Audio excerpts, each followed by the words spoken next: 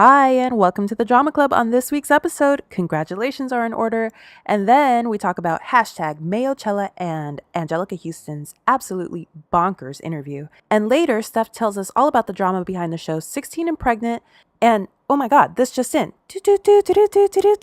We get a call in from our friend and star of the show 16 and Pregnant and Teen Mom 3, Katie Yeager. All this drama and more on this week's Drama Club.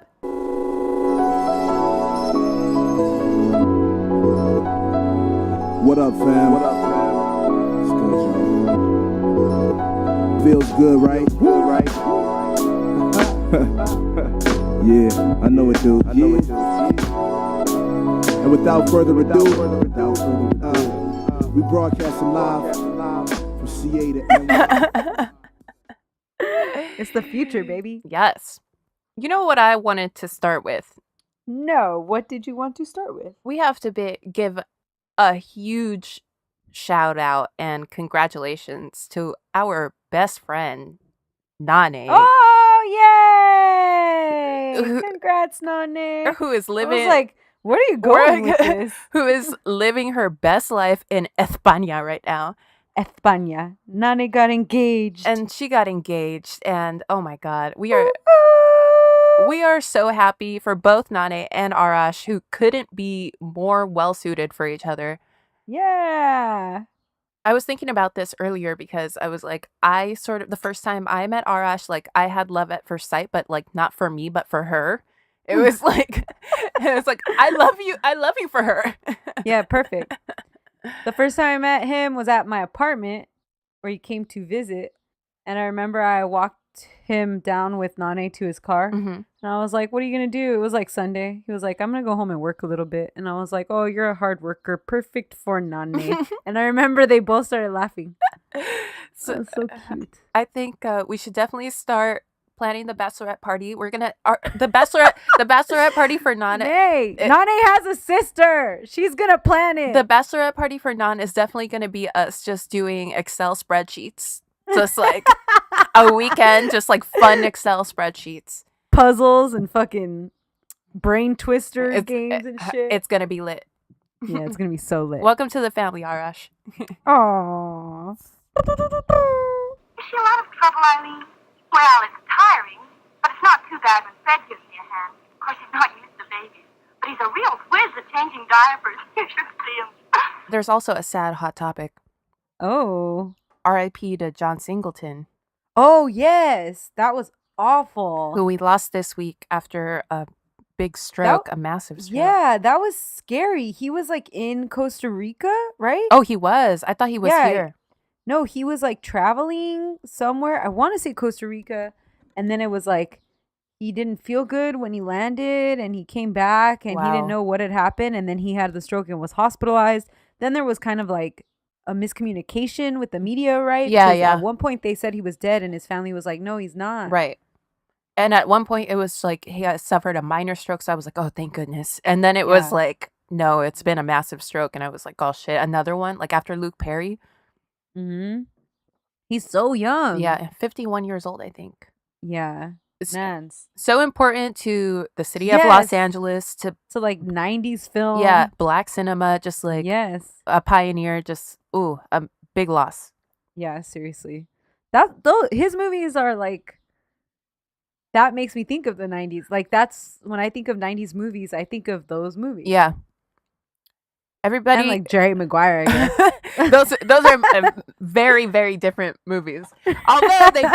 Although Boys in the Hood and Jerry Maguire both have Cuba Gooding Jr. He's the glue that holds the 90s together. And brings us into the 2000s with Snow Dogs. Right? Yes. What a soft transition that was, my dude. But definitely, if you guys, if you're listening out there and if you haven't watched Boys in the Hood. Boys in the Hood, oh my God, what are you doing? Go do yourself a favor. Go watch that. Go watch it. Yeah, right now. Oh, did you see that thing that's going viral today that people are hella upset at Taylor Swift's performance? Oh, it was trending as Mayochella. Yeah, Billboard Awards. Taylor Swift came out with a full like marching band. Yeah. And as we all know, Beyonce dropped Homecoming like, what was that, like 2 weeks ago or something? Mm-hmm. and her whole Coachella performance was the marching band. So Right. people are upset. Well, it started because the whites. Not all of you, obviously. There's some good ones. There are good people. There are good people on both sides, but Oh yeah, no. But the I've whites. said this before, and I'll say this again. You know, like white people that are like granola white people, Yeah, like yeah. who wear like Birkenstocks and like Right. hike and shit Yeah. and rock climb. Those white people are the best people on earth. We love you, baby. Those white people are way better people than me. Those are the white people that like cry at the sight of injustice and shit. Those are like the best, safest white people. And also the white people who grew up in, like, I'm thinking of our friend David, who grew up in Linwood. Yeah, Lakewood and shit. Those are the best kind of white, like surfer white bros. Sometimes I have met like a douchey surfer before. Well, it's like I'm saying like the ones who grew up like among our people, you know? Right. Like in Santa Ana, not Newport, but Santa Ana. Right. Oh, They surf, but they love tacos. yeah, and shit. those are my people. Yeah. Same. But so some white people were which I'm sure are not the kind of white people that listen to this podcast, but they were saying that Taylor Swift like invented the marching band type performance. And I was like, first of all, I was like, bitch, okay, Yeah. if you're gonna give credit to a white girl for that, Madonna. Gwen Stefani. Oh, that's true. I love that song, but that's Pharrell though. That's true. That wasn't Gwen.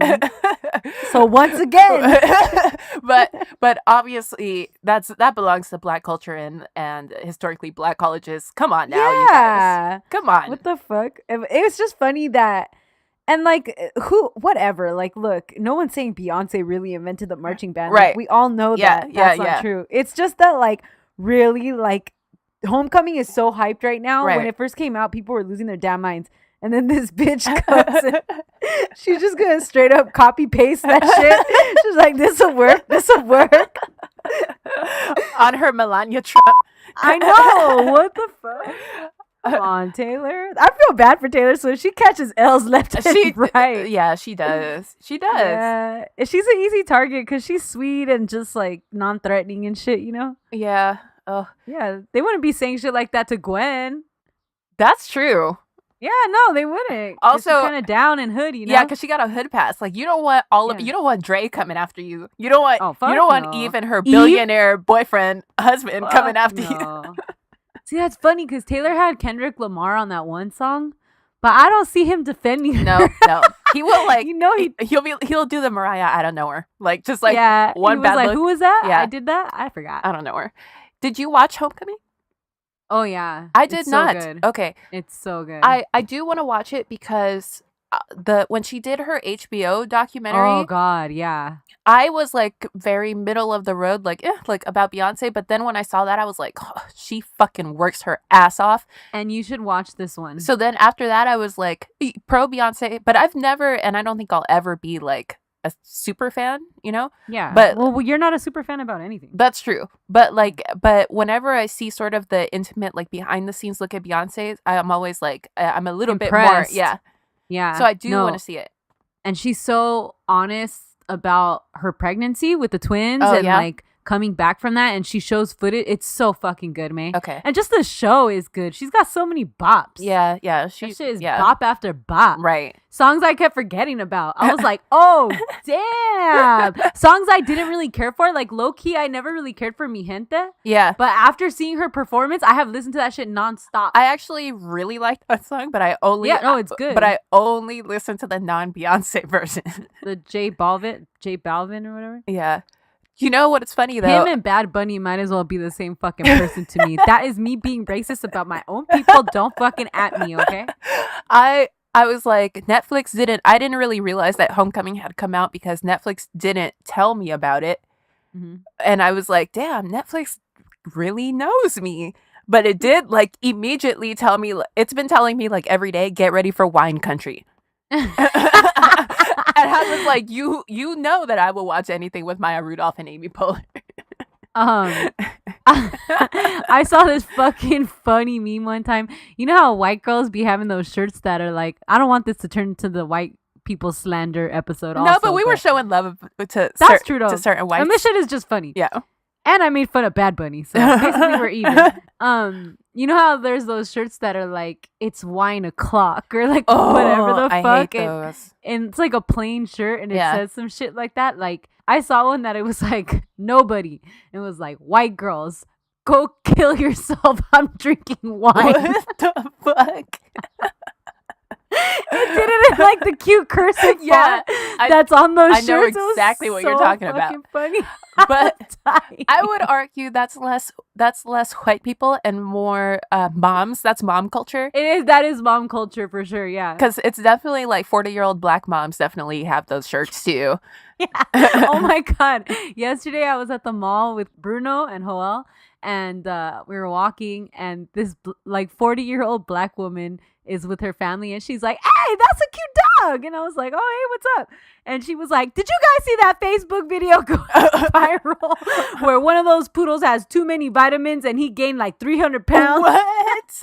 I need to watch that video right I was now. like, no, but thank you for that delightful comment. I was not expecting this much of an interaction. Oh, I wanted you to tell me, because I have not read it, about the Anjelica Huston interview. Oh, man. All right. So our girl Anjelica Huston, who you guys should know, we fucking stan. We love her. We love her. She is like one of the all-time baddest bitches. Yeah, I love that bitch. Love her. Yeah. Love her. Yeah. So she decided to give an iconic interview to Vulture. This is like that one J-Lo interview where she talked shit about everybody. Remember? No. It's like right before Anaconda. She talked shit about people by name. Oh, so like this is everyone. But, okay, so if it's Anaconda, so this is like pre J-Lo. Yeah. Like, oh yeah. Okay, damn. Right. Ooh, I wish people were like that more. I should do a mini episode on that. Let me write that down. Yeah. Anyways, so our girl Anjelica Huston says like some real iconic shit. She talks about. They ask her if she really made out with Ryan O'Neal for 6 hours on his dining room table, and she's like, "That's factual." And they're like, "Really, 6 hours though?" She's like, maybe let's shave maybe 2 hours off of that, but yeah." And they're like, "He didn't have a couch or anything," and she was like, "But we were just like, our bodies were too entwined. We were too into it." And so then they ask her about, did she really smoke a pack of cigarettes on the roof of the hospital while her dad, John Huston, was being treated for emphysema at Cedars? And she's like, yup. And you know who else was up there? All the nurses from the respiratory unit. Aww. And then she talks about, they ask her about Jack Nicholson, a bunch of questions about Jack. And they're like, is it true that Jack had 2 levels of cocaine in his house? Like guest cocaine that he only kept on the first floor, and then that ultra pure fucking private cocaine. Yeah, uncut Peruvian's finest. And she was like, yeah, I would say that that's true, but you know, Jack was never not on cocaine. I wouldn't call him. She's like, I would never say that he had a problem, but he did guzzle cocaine. Oh God. And she was like, because Jack always functions better on cocaine. She was like, he's always like a little slow, and then like the coke just like puts him like at the right level. Ooh, so no. okay, so we're getting, you know what kind of interview this is. It's fucking iconic, all right? Yeah. Then she gets a little problematic. Like they kind of ask her, would you ever work with Woody Allen, who you've worked with? That's what I keep before? seeing screenshotted everywhere. Yeah, and then she said, "Of course, right?" She's like, "Of course." He was investigated by 2 states, and they chose not to continue. Which nobody prosecuted him. Yeah. I mean, you know, large sigh. Yeah, large sigh. And then they ask her also about Roman Polanski. And oh, they do? And what did she say about? Well, she was allegedly the one that walked in on him, right? Oh, I didn't know that, but it was at her house. I'm thinking of doing. It was at Jack's house. Yeah. Oh, and she was with Jack at the time. Yeah, I'm thinking of doing that for my solo next week. Polanski? Yeah. Okay, we'll save it for that then. Okay, but she says like, oh, okay, yeah, of course. Hasn't he suffered enough? Like that sort of thing. Yeah. So okay. So that sucks. She's linked to these problematic men. Right. And it's like, I don't know. And I don't know. I was telling our listener Paige that I understand if these people, you go decades back, these are your friends and you can't imagine them possibly doing anything horrible. I think that people would understand if your response was like, I, I can't be impartial. Exactly that. Yeah, exactly what you just said. Like, you know, I've gone so far back with this person, like I can't imagine them doing that. Right. And there's no way for me to say whether or not they did it. It's just like, that's not the person that I knew. That's not to say that they didn't do it, you know? Right. Like, good people do bad things all the time. Exactly. So it's like, if some of these women would say that, you could totally understand that. Right. But like, we're all human. It's not like, But the way a lot of these women and like, I mean, men also go out of their way to defend these problematic men. That's what's bad. That bothers me. Don't defend them. Because you think they would fucking defend you Hell at the end of the day? No. That's what you think Roman Polanski would shell out for fucking Anjelica? Fuck no. Or Woody Allen? Fuck Woody Allen. Right. It's like you can say that you have nothing to say, or that it's hard or that you don't know. You can say that, but you don't have to go out of your way to fucking be their defense attorneys. They have defense attorneys. Seriously. That are getting paid. You don't have to do that shit for free. Women are like, I don't know. It's like their fucking mother instinct or whatever. You just start like defending and wanting to take care of people, especially men. Right. That's such bullshit. Yeah. Well, that's cool and also sucks. I know. That is an iconic interview / disappointing. But hey, man, no one's perfect. Yeah. Yeah, I know. And I mean, she's lived an amazing life, and I hope she continues to live an amazing life. I want her to get a little bit more woke about some shit, because she also talked about the Me Too movement, and she kind of like shrugged it off as like, as that's just the way things are kind of thing. Oh no. Like they're like, do you have any Me Too stories? And then she's like, pretty much from every single date that I've worked for my whole career. And she's like, and like, oh no. So she's how old? Maybe in her 60s now. Yeah, I mean that's the thing you forget. Like, she's from another time too. They were conditioned to think a certain way, and but time to wake up, Yeah, it's true. We all need to wake up. Yeah. She's probably so busy looking after the baby, she's forgotten she could ever girl. What, have they had the baby already? Sure, 5 months after the wedding. How's that for a shotgun affair, eh? Well, my name is Stephanie. And my name is May, and we are the Drama Club.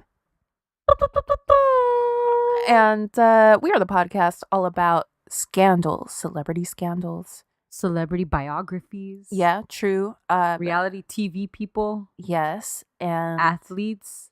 Pop culture scandals. Oh, yeah. Problematic interviews. Our friends' engagements. Or a podcast about lots of stuff. Yep. Welcome. Thank you for listening. So you got a story for us today, Steph? I do. I'm going to do a story. It's different than what we usually do. Okay. This is all about the MTV show 16 and Pregnant. 16 and Pregaton, as May would say. This is, I'm glad you're doing this, because this is one of the things that in college, like when we were hanging out, but before we lived together, I would go over to your apartment, and this is like one of the things that would always be on. Oh, I love the show. So did all of us that I lived with. Yeah, so this topic, I got this from Wikipedia, a Ranker article on the craziest episodes of the show. I rewatched the first season itself. Oh, hell yeah. It's on Hulu. Ooh. Oh, there was a hot topic about one of the cast members. Who? Farrah? Janelle Evans. Oh, yes, actually. I totally forgot about that. But yeah, her husband allegedly killed their dog. He shot their dog. Yeah. He shot their dog? Yeah, it's not alleged. Like, straight up. That's what he said. Oh, fuck. That's disgusting. He should go to jail forever. He's trying to justify it by saying that it was trying to attack someone. It nipped at their child, and so he grabbed it, took it outside, and shot it. Maybe you shouldn't have a dog, dude. A little French bulldog. So it hit me. Yeah, that's awful. I did see that going viral. That guy is super problematic. Really? He's real like Confederate flag. Oh no. He is like the kind of white people who don't like. That's that shit I don't like. That's that shit I don't like. Anyways. Okay, so sorry, I got totally sidetracked. So MTV started this show, 16 and Pregnant, back in 2009. And it followed around pregnant teenage girls, obviously, mostly in high school, who were dealing with the drama that comes with teenage pregnancy. Okay. It's a documentary-style series, and each episode followed a different girl when she's about halfway through her pregnancy until the baby is born, and then a little bit after the baby's born. Okay. The show first aired on June 11th, 2009, which lends to the theory that MTV jumped on production following hit of the movie Juno. Oh. Which also followed a coming-of-age teen pregnancy. That was a big thing at the time. Yes. Ooh, I love Juno. Oh, I love Juno. The soundtrack? Yeah, as we all know, the movie Juno went on to do tremendously well. Yeah. With Diablo Cody taking home the Oscar that year for Best Original Screenplay and Roger Ebert naming it the best film of the year. Yeah. Ooh, and that was also the, what's his name? Jason Bateman. Oh, yeah. That was also like, you know, the start of Jason Bateman, his renaissance outside of, let's say, Arrested Development, like where you start to see him in like movies and shit. More things. Yeah. And at that time, people were already kind of like, it was kind of like the revival of like people like, this show was so good and got cut too soon. And also the Freaks and Geeks. Yeah. Oh, I haven't seen Freaks and Geeks in a minute. Is that shit still on Netflix? I think it is because... Yeah, I think it is because I think I saw it a couple years ago, maybe on Netflix. But did you see that there's a Netflix show with Christina Applegate and Linda Cardellini? And I was like, that shit is right up my alley. Yeah, that's amazing. Oh, so also around this time, around 2009, then we also have like the Lifetime movies about the pregnancy packs and shit. Yes. Like, so teen pregnancies were a hot topic. Yeah, it was hot. It was trendy back then. People were calling this the Juno effect back in 2008, 2009. That sounds like a meteorological phenomenon. Ooh, damn. Those are two large words, man. I saw you struggle, but you did it, baby. Congrats. I don't think meteorological is a word, but you know, you guys know what I mean. I was laughing so hard in the last episode where you're like, in case you guys don't know how educated we are, by emphasizing the word celestial, I'm using literary foreshadowing. In my car, I was like, this foreshadowing ass bitch. And I wish so bad I would have said that to you at the time. Because that would have been the title of the episode, foreshadowing ass bitch. Fucking foreshadowing. Anyways, okay, so people were calling this the Juno effect. Mm-hmm. They thought that this movie and show were glamorizing teenage pregnancy, and some states, mostly Massachusetts, saw an increase in teenage pregnancy. With that year, there was a recorded 17 girls from like this same little town in Massachusetts got pregnant. I was like 17 girls in the whole state of Massachusetts. That's not that bad. Nah, it's like one like town that was real into MTV. I'm just kidding. But this is all inconclusive, conservative, what I would call nonsense, because figures in pregnancy rates dip and soar all the time. Not really much to do with pop culture. Still funny to think about, though. Yeah, for sure. Because it was kind of hot. Like, it's funny, like, how you say it, but it's so true. Like, it was totally trending. But it would also be interesting to see how it, like, coincides with that was when right after Obama was elected, so there was definitely a conservative backlash, and they were like trying to pull funding from Planned Parenthood and shit. Like I bet it has a lot to do with that shit too. For sure. So MTV and its Junos hit the airwaves in 2009, and the show became a huge hit. Mm-hmm. The original cast for the first season was Farrah Abraham, Macy Bookout, Caitlin Lowell, and Amber Portwood. Mm-hmm. They are the OG crew who became the most popular and who went off to do the ever popular spinoff Teen Mom. Okay. So I want to talk about their original episodes a little bit, just to give us all like a picture like what this show is really about. Mm-hmm. Caitlin Lowry had the most popular episode that first season, and it was actually the season finale. She and her boyfriend Tyler from Michigan were 16 years old when she found out that she was pregnant. They had been together for 3 years at that time, and each were living with a single parent. Mm-hmm. Caitlin lived with her mom, and Tyler lived with his dad. And then just to make things even more fun, through their relationship, their mom and dad met and started dating and got married. Oh my God. This is on some Brady Bunch shit. So they became step brother and sister. Yeah. But they say it like right away. They're like, we think our parents are the weird ones because we were dating first. Yeah. I could see, but that's still fucking weird. Dude. It's weird, but honestly, I could see how something like that would happen. Oh, yeah, of course. Like that. I mean, how do you meet people, you know? Yeah. And also, like, if you raise 2 children who are compatible like that, like, you must have something in common also. Right. So Caitlyn and Tyler don't outright mention drug abuse or alcohol abuse going on with their parents, but it becomes pretty obvious. And then Tyler's dad eventually goes to jail for some drug-related charges in a later season. What are the races of these people? White. All of them? Yes. Okay. Mm-hmm. In this season, yes. Okay. Actually, Farrah might be something... She might be a little spicy. I don't know exactly what spice, but... Racially ambiguous spice. Yeah. Okay, that's good to know, because sometimes, you know, like... Yeah, they make it all... like ghetto and shit. Yeah. They can't have young Latinas on right 16 and pregnant. You know how many applications they get? That shit would be crazy. It shit would be all filmed in San Bernardino. All 10 seasons are gonna be filmed in San Bernardino with these fucking 45 pregnant bitches. And the season finale is all at their quinceañeras. Yeah, they go baby shopping at Cárdenas and shit. So, Caitlyn and Tyler, at 16 years old, make the incredibly mature and difficult decision that they can't raise a child yet, and they put their daughter up for adoption. Well, I'm very impressed. Good for you guys. Me too. Both of their parents are adamantly opposed, and it causes a lot of friction within their mixed family. Ugh. Caitlyn's mom keeps buying baby clothes, like... after Caitlyn says, I'm doing this, she keeps buying baby clothes and trying to like change her mind and stuff. Yeah. And push them to keep the baby. And Tyler's dad will throw fits and tell Tyler to man up to his responsibilities. Like, don't give away. And it's always like, don't give away my fucking grandchild and stuff like that. Oh, that fucking sucks. Man up to your responsibilities. Like, he's literally doing that. Yeah. The most responsible thing. Yeah. Wow.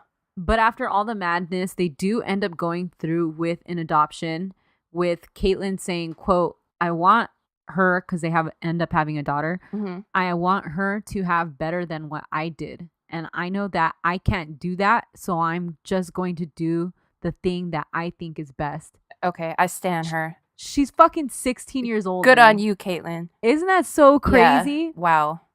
I'm so impressed. Later seasons and spinoffs show Caitlyn and Tyler having visits with their daughter because they went through an open adoption agency, and the mom and dad that they adopted with, like the family that took adopted their daughter, is like super sweet older couple, like and like the mom always gives Caitlyn like little jewelry that they all share, like her, Caitlyn, and the baby. Oh my goodness. Like they totally want them connected and in her life and stuff. It's so beautiful. Best case scenario. And Caitlyn and Tyler, like years and years later, stayed together and they ended up getting married, and now they do have a baby. Wow. I know. Their story is really great. That's awesome. They do go through hard times because they're fucking young and like stupid, you know? I but mean, they, like, and everybody always goes stuck through together. hard times. Yeah, come on. All right. So Amber Portwood was 17 years old when she found out that she was pregnant to a baby girl with her then boyfriend, Gary Shirley. Mm-hmm. She struggles with drama from both of their families and Gary's immaturity. In the first season, you see them going shopping for things for the baby, and he'll like veto baby clothes that he says is too expensive. And then they cut to him buying Guitar Hero for himself. Oh my God. And in 2009, Guitar Hero is like super expensive. Yeah, they get into a big ass fight about it because she's like, how much was it? And he's like, $200. And she's like, $200 could have been a fucking crib and shit, you know? Oh my God. So Amber gave birth to their daughter Leia, and the two ended up becoming engaged. However, their relationship played out to be the most dangerous one on the show, and it didn't make it to the altar. Oh, interesting. They were constantly fighting, and the fighting only became worse after the baby was born, and the struggles of parenthood really got to Amber, which at the time, obviously, it's hard for both of them, but Amber really struggles with finding the patience to take care of a newborn. Mm-hmm. And she's still really young. And I see like most of the girls end up struggling with that. But she really like just has a short fuse, honestly. And also, like, it sucks if your partner is not on the same maturity level as you. Yeah, you're just constantly frustrated, right? Yeah. Oh, I feel for her. I do too. But Amber eventually becomes violent towards Gary. No. And MTV aired footage of her assaulting him. And once where he had to defend himself from her. Mm-hmm. And the police department was called and came to her house along with Child Protective Services. No, did they take the baby? Listen. When police searched Amber's home, they found a large quantity of marijuana and crack cocaine. Oh, no. By then, she and Gary were split up and sharing custody and not living together. Mm-hmm. So CPS allowed to monitor her visitation with the baby for 6 months in order to keep custody of Leia with Gary's cooperation. So he ended up stepping in and like, oh, wow, really like kind of working there with her. Right. Then on November 18th, 2011, following an investigation, she was charged with 2 counts of felony domestic violence in connection with the on-camera abuse that she was doing to Gary. Mm-hmm. She officially then lost custody of Leia, but Gary had custody, so Leia's with Gary. Okay. MTV released a statement that they were cooperating with all the parties in the matter. Then in December 2011, Amber was arrested for felony possession of a controlled substance. Again? And violating her probation. Girl, come on. You know what I think too? Like Amber she's like a thicker girl. Uh-huh. And then she lost a bunch of weight. Yeah. And she was like really feeling herself. And her and Gary broke up and she was kind of like dating and stuff. And you want to go out there and you're like. So I think that the drug was like probably partially to do with that, I imagine. Yeah.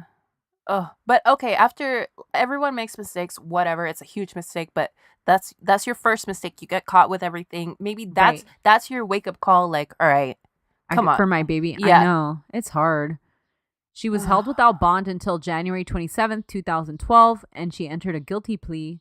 She was allowed to have the charges dropped so long as she completed rehab. Okay, good. She entered and then dropped out of her rehab program. Too many chances. Come on. Right? Oh, God. This is a good-ass TV, though. Yeah.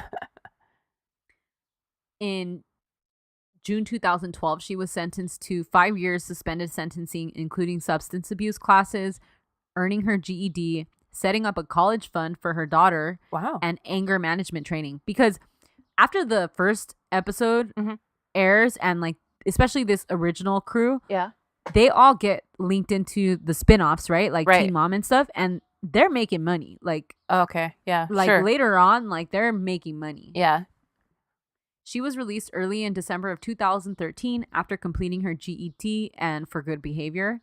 She was sober at that time and has since had a few other pretty serious relationships with other guys that I would consider kind of shady. Oh no. Like at one point she's in like she gets engaged, I think, to this dude who was like a Twitter fan. Oh my God. I know, like he like reached out to her on Twitter because he was into the show and stuff, and then they started dating. So, dude, there's this That's guy. kind of sketchy for me. But where? There's this guy who I'm sure that has his notification set for every time I tweet, because I don't like tweet that often, but like literally seconds after I tweet or something, he'll always respond or like that shit or like go back and like an old tweet, and it's like tripping me out. That's scary me. I know. That would be like if I married that guy. So, yeah, don't marry that guy. Do you ever get these Instagram messages from these like thirst things? Like, I don't know, is it porn accounts or like what is it? Do you get those? No. I guess not. Somebody just messaged me, "Hi, I'm not married, not have children. Hot and beauty, my nudes all for you, my honey." Oh, hell yeah. It's like a Russian bot. Yeah, it's like a bot for sure. I got like maybe twice, but yeah. Okay. Gary has since married somebody else and he has other children, and now they co-parent Leia. Okay. I gotta say that I used to know this girl named Leia. Ooh. who was like, I'm convinced, we were maybe 16 when I knew her. She was probably the closest thing to a real life psychopath that I've ever known. What? Like, Really? Why? yeah, like you could just see it in her eyes. Like she had crazy eyes, and also she would lash out sometimes and like break things and like Ooh. yeah, it was, I would be curious to find out what happened to her. Yeah, that's fucking scary. Yeah. Look up her fucking FBI. And it was that baby. It was the baby. Yeah. All right. Macy Bookout was pregnant at 17 years old from then boyfriend Ryan Edwards when she first appeared on the first season of the show. Mhm. She and Ryan had their son Bentley in 2008, and they became engaged in 2009. Just a fun fact, the name Bentley, I guess after the show aired, like quadrupled in popularity. Wow. Oh my God. It is a cute ass name though. Or isn't it? The first thing that came to mind was Farnsworth. I was like, that baby's gonna grow up to hold Diddy's umbrella. Yup, you know it. That's a good ass job, though. That is a good ass job. I bet there's perks. Yeah. You probably get to keep the umbrella. Ryan and Macy's relationship was tumultuous, and Ryan was super hesitant to take on any responsibility with their newborn son. He basically wanted to stay out. He didn't care if the baby cried, and so they wouldn't trust him to be alone with his own son. Yeah. He was like indifferent towards the baby. It was weird. Yeah. Macy struggled as she was trying to take classes at their local community college, and she needed Ryan to help her. Yeah. But he would never step up. Their relationship didn't last, and Ryan's parents ended up stepping in to really help out with Bentley when they were sharing custody. Yeah. Throughout their time on this show and the spin-offs, Ryan and Macy's co-parenting showed a lot of struggles with communication and time management. Because I think for a long time, Macy still seemed to have like lingering feelings for Ryan. Oh, but they weren't like together? No. Okay. And then like in the beginning when they broke up, I remember he first got a girlfriend and like she was kind of like jealous or something. But then she ended up moving on from that, and she just kind of struggled then with her resentment towards his shortcomings as a father. Mm-hmm. In 2017, Ryan was arrested for possession of heroin, and he entered a rehab facility for heroin addiction, but later was arrested in January 2019 for theft and violation of parole. Wow. He served 3 months, and he's just recently out of custody. Okay. Macy has since remarried, and they continue to co-parent their son, with Ryan officially dropping out of the Teen Mom cast a few years back. Okay. Like he didn't want anything to do with it. He would say that they purposely made him look bad, which I don't know. We'll talk about that later, I guess. But like he would say that they'll show him like not showing up for something, but when he goes out of his way to do something, that they wouldn't show him doing that. But it's like, dude, you could always show up. True. You know, like, yeah, that's what Kim Richards says too. For your fucking son? She does say that? Yeah. Oh, okay. Well, it's true. But you would think that, okay, clearly some of these guys are like, and gals are hurting for cash, or like you need some cash to maybe take care of your kid if you don't have like that much else going on. So you would think that you would welcome the paycheck of just being on the show. It doesn't take a lot for you, you know? Right. It's just putting all your shit out there when you're messy. Yeah. I could see why you wouldn't want to do that. But once again, why be messy, Yeah, my dude? yeah, Like, you know, right. just maybe don't do heroin. I don't know. I'm just saying. Right. Don't do heroin and collect the check. Come on now. Pick Keep up it your moving. kid on time. And, you know, fuck. So Farrah Abraham, which is probably the most infamous of the original 16 and Pregnant crew. Yep. She was 17 years old when she first aired on the show. Her pregnancy caused issues between her mother, who would go back and forth between calling her a whore and preventing her from obtaining an abortion. Oh, okay. And her mom and dad's relationship was strained also.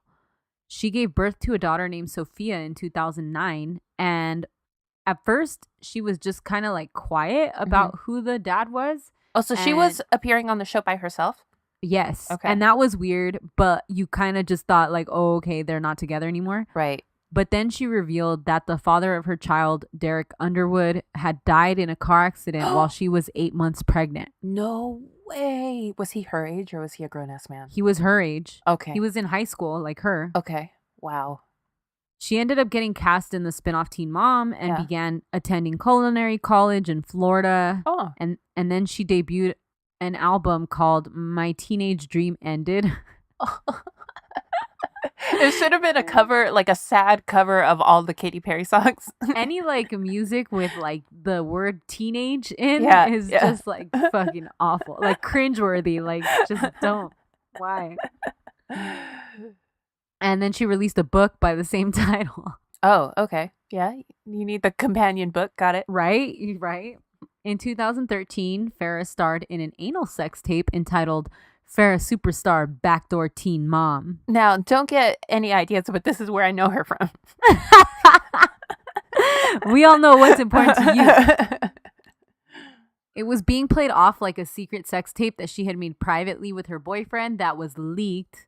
But the porn star she worked with, James Dean, was like, nah, brah. Right. Dean indicated that he was asked to pretend to be dating Abraham as part of a ploy to market the scene as accidentally released, but he refused and said, if you're going to make a celebrity sex tape and try to pass it off as amateur, why would you hire a well-known porn star? Yeah. James Dean also, Yeah. now that I think about it, is very problematic. We should put him on the list because We should. there's some shit. There is some fucking shit Yeah. about that guy. Yeah. Literal shit because he's in anal sex tapes. But for Literal and no, yeah. but for a minute there, he was like He was like, the top male porn star. yeah.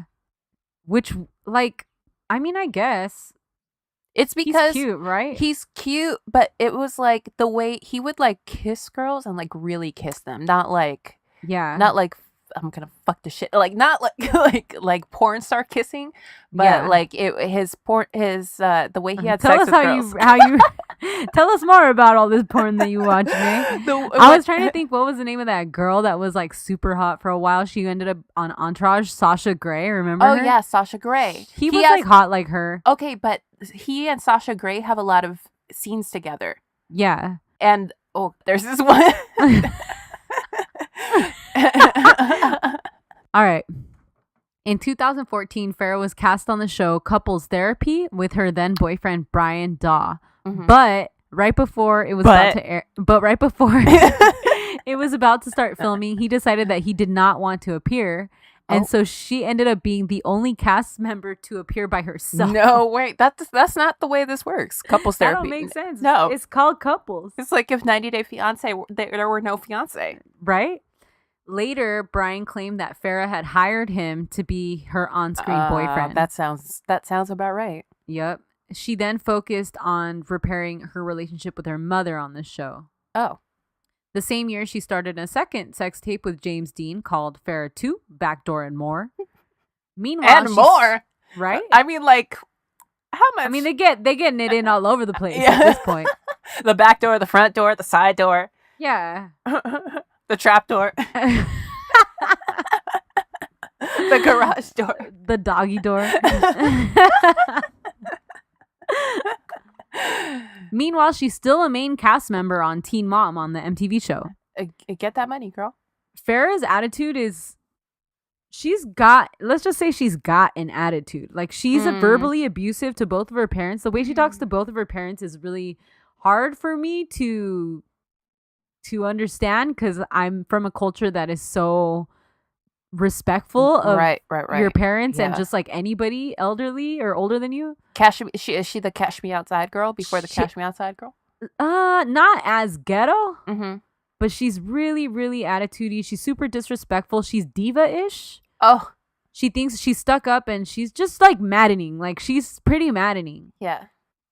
During the later seasons of Teen Mom, the other girls, Macy, Caitlin, and Amber, showed concern of Farrah's influence on their young children Mm-hmm. due to all like the porn she's been in and like all her work in the sex industry, So which in part, go ahead. the ladies all like know each other and interact with each other. Yeah, because they always have reunions. Oh, dope. Okay. And like they always like later when the girls end up like, you know, some of them meet other people and get married and stuff, or when Caitlyn and Tyler got together, all the girls were invited to her wedding. Okay. So on those episodes, you'll see all the girls together.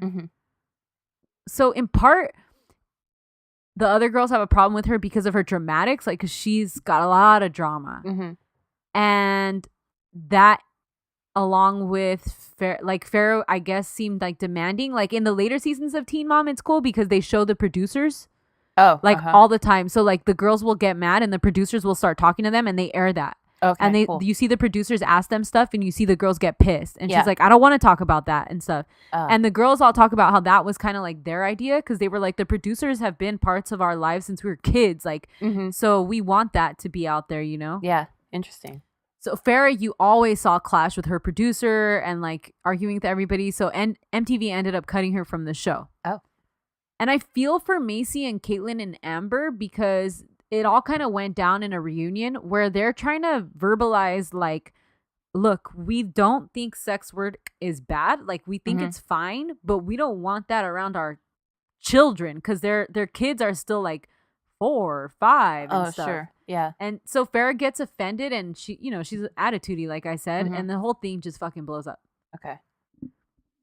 In 2015, Farrah entered into a contract with Palacios Gentleman Club in Texas for residency from August through New Year's, which reportedly earned her $500,000. Girl, get that money. Farrah then introduced her own line of sex toys, which were molded after her own vagina. And then she did like a little webcam thing. Yeah. Okay. Then she went on Millionaire Matchmaker. And I watched this episode just for shits and giggles. I forgot about Millionaire Matchmaker. Yeah. It was cool for like the first season. I was like, oh, okay. Yeah. And Homegirl has the best fajas. Yeah, she does. Like she definitely, her best friend is definitely Latina. And she's a super bitch. She is. Farrah described herself as a Christian girl and that she wanted a good man. On that show, she was the most pleasant I've ever seen her. She was vulnerable, which I liked. Was it real? I think so. Like, she seemed the most real on that show. Okay. For some reason. To me, it's just IMO. On the episode, she ended up getting super pissed and closed off when she was on a date with a guy and they give him envelopes and they say these envelopes have secrets about her. She like fucking freaks out, demands to know what it says. She leaves early and stuff. And then later, Patty reveals that all the secrets were positive. Oh. And they're trying to show her like, you know, why do you always assume that people are talking bad about you or that everything about you is bad? And she gets super emotional. She starts crying and like... It's really sad. She talks about the death of her baby daddy and how her daughter not having a father gets to her all the time. Yeah. And so being single for her is hard because she wants to find someone for herself, but also she wants a father figure for her daughter. Right. So I feel for her a lot in that episode. I'm telling you, like that's where she has had a couple of tough cards thrown at her, you know? Yeah. And maybe she's holding on to some anger, honestly. True. And also, like, the sex work, you do what you got to do to survive. And she doesn't have, like, even if your baby daddy is, like, a piece of shit, you're kind of like, well, if anything ever happens to me or something, like... Right. What's going to happen to my baby? Right. Like, she... could, and it sounds like her mom like fucking sucks, so it's like, yeah, her relationship with her mom and dad is weird. Like they do seem close, like they're close. I think like they're always together, but I don't know, like they're weird. And she's an only child, shout out May. But you know what I mean, like so her parents, all their attention is on her, so it's like it's a whole ass so thing. It's like it's a lot of pressure on her, I think, not only just to get by but also to provide for her child and make sure her child has like a safety net. So I understand like why she's making these choices, but maybe don't be an asshole, like don't be a dick to her. Like, why you gotta be a dick? The original show 16 and Pregnant ended up running for 5 seasons from 2008 till 2014. The spin-off Teen Mom then picked up and ran for another 7 seasons and is in production for the 8th season. So it's ongoing, hasn't been canceled. It's one of MTV's biggest shows still. Yeah. Back in 2008, during the hype of the Juno effect, Sarah Palin, who was John McCain's running mate, her 17-year-old daughter Bristol announced that she was pregnant, and she was 17, obviously, like I just said. And this all kind of had the mainstream media running amok. Like, ooh. Right. Cut to 2018, Bristol officially joined the Teen Mom cast to replace Farrah, who had dropped out that year. That's perfect. That's like when it's like Misha Barton is on the hills now. Oh Like, yeah, that was perfect. That just slide into that shit. Yeah, just get a name and whatever. Yeah, but actually Bristol dropped out after one season and she's not going to return for this next season. What else does Bristol Palin have going on? Yeah, that's what I'm saying. You might as well, right? Might as well too. I mean, what's your mom doing up in Alaska or wherever the fuck y'all are from? Just shooting fucking puffins and shit. I don't know any Alaskan animals that are appropriately hunted. They hunt. She went like wolf hunting or something. Like they have a season for like there's too many wolves or what? Yeah, I think so.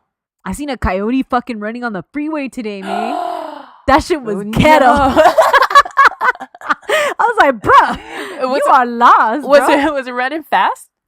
Fuck yeah. That shit was crazy. Like he was like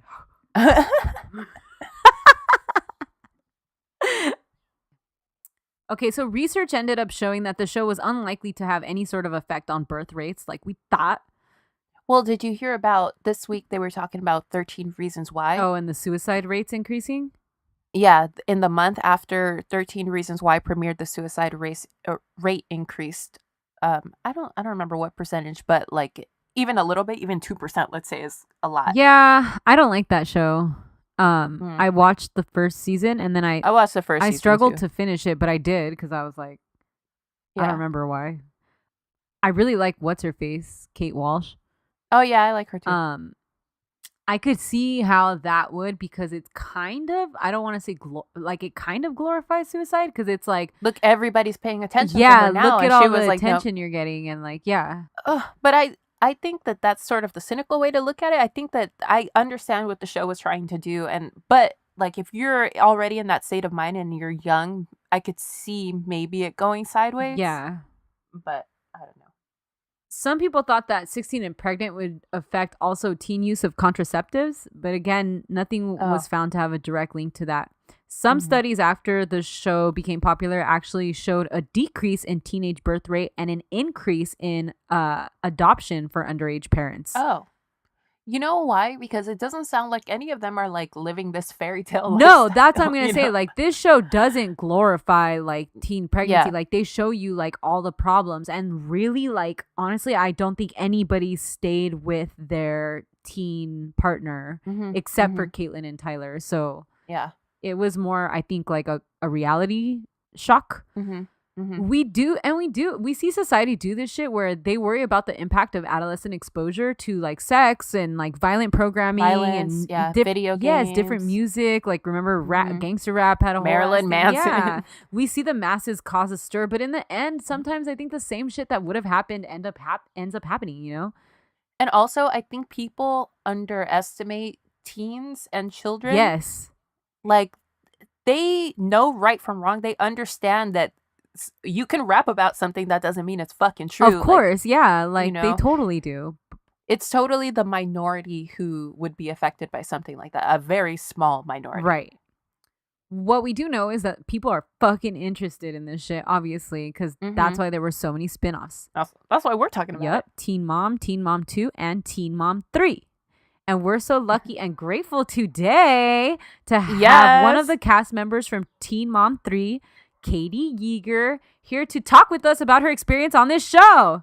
Yes, Katie, we love you. Oh my God. Okay, so Katie's a fucking real one. We're gonna talk about it more when she comes on, but yeah, we love her. We love her. So we wanted to let you know, Katie, that we edit, of course. So like, if there's anything that you say that you're like, oh shit, I shouldn't have said that or whatever, let us know. We will like erase that shit. Okay, Trust, I appreciate it, guys. That shit happens literally every episode. We do that. Every episode I say something and I'm like, oh, never mind. I don't want to say that. Right. Sometimes we forget that we're talking to more than just each other, you know? Yeah. It comes off super great. I love listening to you guys. You guys are so freaking funny. Aww. Cracks me up every week. Well, this is our very, very, very special guest, Katie Yeager. Yes. Is it Yeager or is it Yeager? It's Yeager, like Yeager. Like Jaeger Jägermeister. Yeah, that's yeah. Okay. Damn. Yes. Party Katie. Yeah. Not anymore. Not anymore. Yeah, now you got kids. Yeah, and there's no time for that crap. Maybe in my 40s when I go off to college. Hey. It's gonna be a good ass decade. No, but we know yeah. we know Katie's a cool mom, so. Yeah, very true. Not like my mom's. I'm a cool mom. You were on Team Cool Mom, right? Yeah, that's what it's called. So, Katie, you were an original cast member of Teen Mom 3. Tell us the story of how you got cast for the show.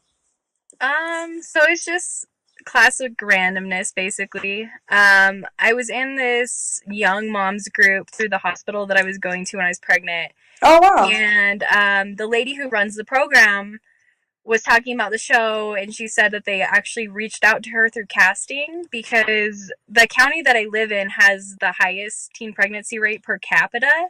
Oh, wow. And which is insanity, but if you live here, it's totally, like, you can totally believe it. Yeah. And Like, what else we got to do, baby? basically fucking do drugs. Yeah, right? Yeah. If it's either drugs or mackin', then I'm glad you chose mackin'. Yeah, you got the better of the two. Yeah. Yeah. And so she said, I think you do great. Like, do you care if I give her your information? I like had to sign this HIPAA form or whatever. Yeah. Yeah. I was just like, whatever. They're not gonna give a crap about me. Uh-huh. I'm this random nobody from Wyoming. I've got nothing interesting going on. And then a few days later, this casting lady calls me and she says, "Hi, I'm so-and-so. I work for 11th Street Productions, which is like the production company that puts on Teen Mom and 16 and Pregnant." And I thought it was my friend, so I hung up on her. Oh my gosh. And she called me back. She said, "Sorry, I think we got disconnected." I said, "Whatever. Who is this?" Wow. And it went on for like 15 minutes of me just trying to get this lady to convince me that she was really who she said she was. Yeah. Right. And I said, "Sure, you guys can come out if you want, but you're going to be bored. Like, there's nothing going on." That's crazy. Wow. Yeah. And then they came out? Yeah, they came out. They flew out. A producer and then one camera person to do like a test kind of casting thing. Yeah. And then they just kept coming and they kept bringing more people, Wow. like there's more camera people. And originally it was just 16 and Pregnant that I was cast for. Uh-huh. And then we went to the reunion show and I hadn't stopped filming, but a lot of the other girls had. Uh-huh. And so I thought that was kind of weird. And then they told us while we were there that they were going to be doing Teen Mom 3. Wow. Very cool. And it was kind of weird to me because Teen Mom 2 had just started. Right. And the universe wasn't what it is now. Uh-huh. When I started, it wasn't as crazy as it is now. What year was that when you started? So it was 2009, 2010. Okay. So Yeah. it wasn't super big. Like, it was popular. It was a popular show, of course. Like, it was major ratings, but they were so private about the cast members at that point. Like, when I originally signed on, you weren't allowed to have, like, a public social media. Oh, wow. Okay. They didn't say, like, our last names. We weren't allowed to talk to the press. We weren't allowed to do anything. Oh, no. The Teen Mom girls are, like, hella everywhere. Yeah. I follow all of their Instagrams and shit. Are you kidding me? I gotta know what We weren't Bentley's allowed up to, to. like, anything at that point. Yeah, that's true. That's interesting. Mm-hmm. So it's like became a whole new monster since I started, and it started to kind of get crazy around the time that Teen Mom 3 started with the other girls, like as far as the girls in Teen Mom 1 and 2. Right. Yeah. And so it was weird to me because I had never been really interested in the show. Uh-huh. I'm more of like, I'm not a reality TV person as far as the things that I like to watch. Yeah. I like, I guess, scripted shows. Right. Oh, But yeah. you know what? That's probably better for reality TV because when you have those people who are familiar, like they become caricatures and characters, you know? Yeah.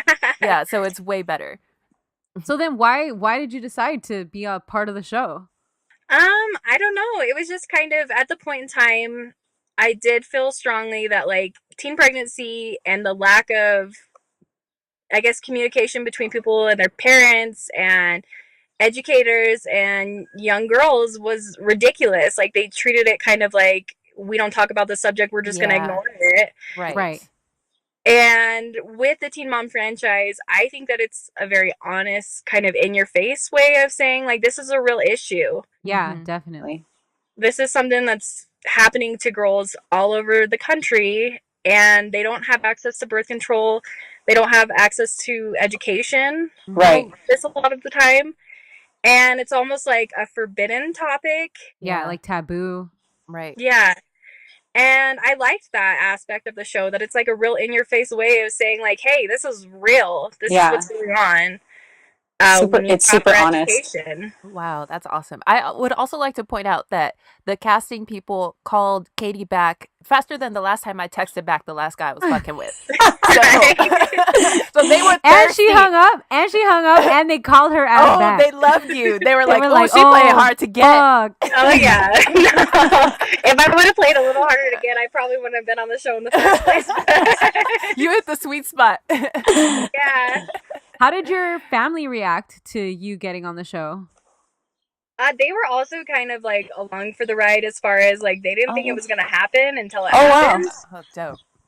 Yeah, my mom like signed the waivers, but she was just kind of like, whatever, this is not going to happen. You're not that cool. Like, what are you, going on a field trip? What is this? Yeah, that's basically what she thought. She's just like signing shit. Wow. Yeah, and I brought her to New York with me when we went for the reunion, and that was, I guess, my way of saying thanks for his favors. That's awesome. Yeah, but it was a whirlwind. It was weird. Yeah, it was like super fast paced and stuff like that.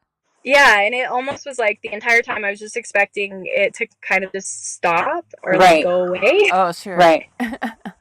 But once you're on that ride. Yeah, and it was weird because it didn't hit me that it was real until we were in New York and we were walking through Times Square, and they have like the big monitor, and Viacom's building is in Times Square, and we were walking to do like something in the Viacom building, and the trailer for the show came on. Oh my God, you saw yourself up there? Yeah, and that's so surreal. That's when I was like, oh shit, what did I do? Wow. You made it, baby. Wait, let me tell you, we know exactly how that feels because we saw ourselves on the Jumbotron of Dodger Stadium for that's true though. half a second that's one how time. You know you made it. How much did you actually interact with the other girls on your season? As far as like, we didn't know really who was going to be on the season with us until they announced the season, but we all kind of like internet sleuthed each other and each other. That's what I would have done. Yeah, for sure. And so we like we had like this big message thing going on. This was before like group texting and stuff, but it was like Facebook. But we talked through there.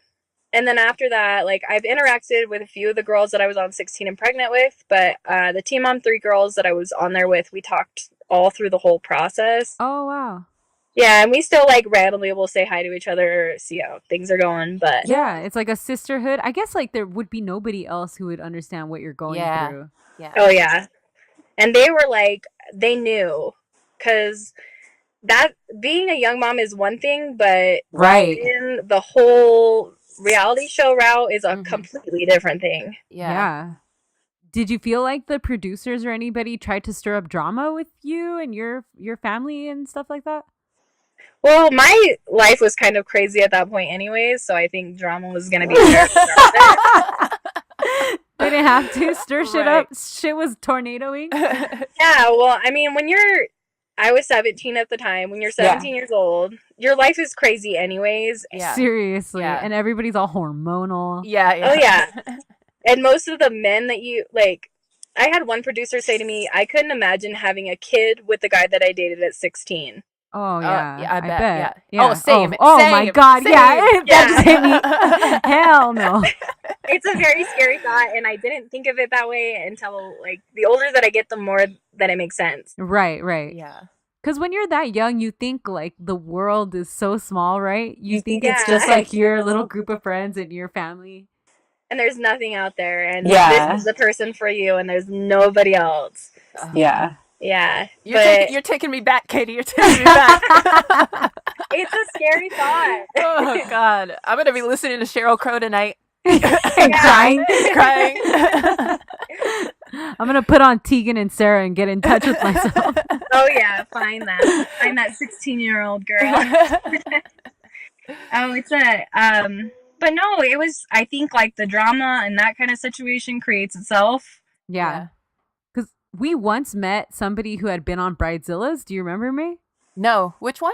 It was a girl who was doing our nails and said that the producers stirred up a bunch of drama. Yeah. Who was it?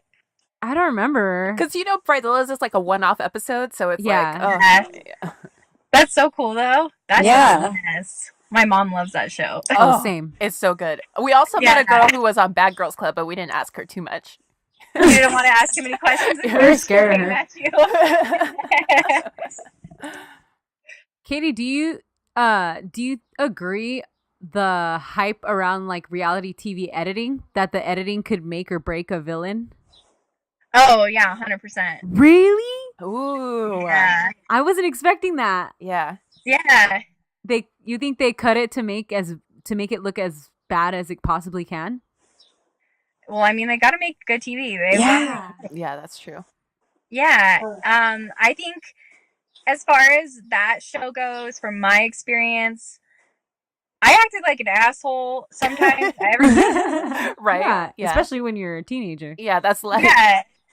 And I'm not going to blame that on anybody else. Like, there was moments when I saw myself doing certain things, like, and it wasn't how I remembered it, but it probably happened that way because it's just craziness at that point in time. Yeah. And I think with a lot of the girls, they blame it on editing, but I'm sure that they were probably acting like assholes in the moment. Wait, do you think that seeing yourself from the outside like that gave you any special insight to like the way that you acted going forward? Yeah. Oh yeah. As far as like my relationship with my daughter's dad, it totally was eye-opening. Wow. Wow. Yeah. Because I didn't think it was that bad until I saw it. Yeah. Yeah, that's crazy. And I had gotten like a year old. You learn from your past, and I had gotten a year older, and I kind of realized like, that's not okay. Yeah. Wow. Is there anybody you absolutely hated your season that you want to slander and tell me all the time? No, we were all from like different walks of life, and they taught me a lot about just the different parts of the world and like how different family situations can lead you to the exact same place almost. Oh, Katie, you're so nice. I know. No, we had one day where we were, it was like after a reunion taping, and the four of us, we just ordered room service to my room, and we just hung out and talked, and it was like the ultimate bonding experience, and like the sisterhood that I got from that was so wonderful. Yeah. And they were so supportive the entire time that we were going through like the airing of the show, because of course there's like some criticism from random people. Of course. Yeah. Haters gonna hate. Oh yeah, nobody's happy with everybody's actions. Of course, yeah. But you know what? I'm so happy. That's so awesome that you guys do kind of look at it as a sisterhood, because it could very easily be like, oh, I don't like really her. nasty, I don't right? like her because her storyline was bigger than my storyline or Oh, whatever. yeah. You know? Yeah. Well, and that seems like it's kind of the case right now with a lot of people. Oh yeah. Definitely. I think we got less lucky with the cast that I was on, just because everybody was, I mean, maybe it's because we weren't on this show for as long as these girls have been on the show for. Mm-hmm. Yeah. But we were all just kind of supportive of one another, like with anything that was going on that was hard, or any good big moments. Like Mackenzie had just found out she was pregnant with her second child when we were at the reunion. Oh my God. Wow. And that was like a big moment because she was the first one of us to have a second child after the first round, I guess. Yeah. And she was worried about what people were going to say about her, and it was just so nice to like be with her in that moment. And we all just kind of came together and we stuck by each other, which was kind of cool. That's Yeah, super amazing. cool. That makes me so happy. Yeah. So if you had to do it all over again, would you? Yeah, I mean, it was an experience. Okay. There's certain things that I'd probably do differently, and if I was asked to do it now, I would say no. Like at the age time of my life. Yeah. But I mean, exact same circumstances. If they say yes or no at 17 years old, I'd say sure. Oh. That's awesome. That's because awesome. it's a once in a lifetime experience, honestly. Like, Yeah. Oh, yeah. Totally. Well, and I got lucky because I got out after one season. I'm not stuck in this, like, they're on, like, season 10 of Teen Mom 1. Yeah, right. seriously. That I don't think I would like very much. And I can kind of see that a lot of the girls are somewhat over that crap. Yeah, totally. yeah. They want to move on. I could see that too. Yeah. And there's some of them, they live for that shit, but you can tell the ones that actually kind of didn't let that stuff go to their head. Yeah, they feel totally. like they're done. They just want to live their lives and have their family. Yep. Oh, I can't wait to see the teen moms when they're like 40, 50. Ooh, it's going to be good. Yeah, it's just going to transition to Real Housewives. Oh, yeah, basically. My theory is that they're just going to start filming, like, the kids as teenagers and just go from there. Like, it's just a cycle. Teen moms kids. Yep. Yeah, that's what it's going to be. Well, they're basically, like, the Teen Mom 1 kids are, like, 10, 11. Yeah, they're older now. That's wild. Yeah. Oh, my Yeah. God. So crazy. Which really makes you feel old. Some kind of way. Yeah. Well, thank you so much for talking to us, Katie. Yeah, you're Oh, the yeah, that best. was great. Yeah. Oh, I'm like fangirling right now. I was so nervous. We have to let everybody know that Katie's like a real one. She's like a real fan from day one. She was one of Yeah. the first people who like gave us a shout out on Twitter. Yeah, It you was- helped our followers. Yeah, we love you Yeah. forever.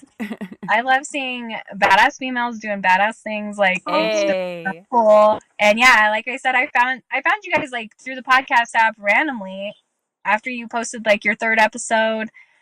I think it was after your guys' Lost episode that and I was so confused because you're like, this is episode 3. Yeah. No, it's not.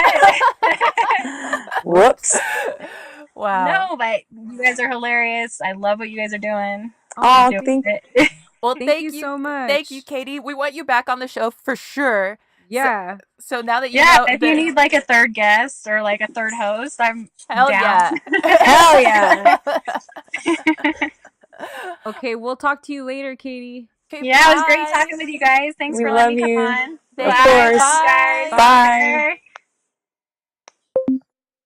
Thank you guys for listening to this episode. We hope you enjoyed Katie, who's our big ass. No, not big ass, but like she's a big friend and big fan. Yeah, and a huge supporter of us from day one, like we said. Yeah. And she's the best for doing this. We love you, Katie. Yep. Go watch Teen Mom 3. That's the end of our episode. Hit us up on Instagram and Twitter at Drama Club Pod, on the website dramaclubpod.com. On the hotline, 505-539-0556, at our P.O. Box number 27433, Los Angeles, California, 90027. We love you. Bye. We'll talk to you on Monday. Bye. However, whatever with your however.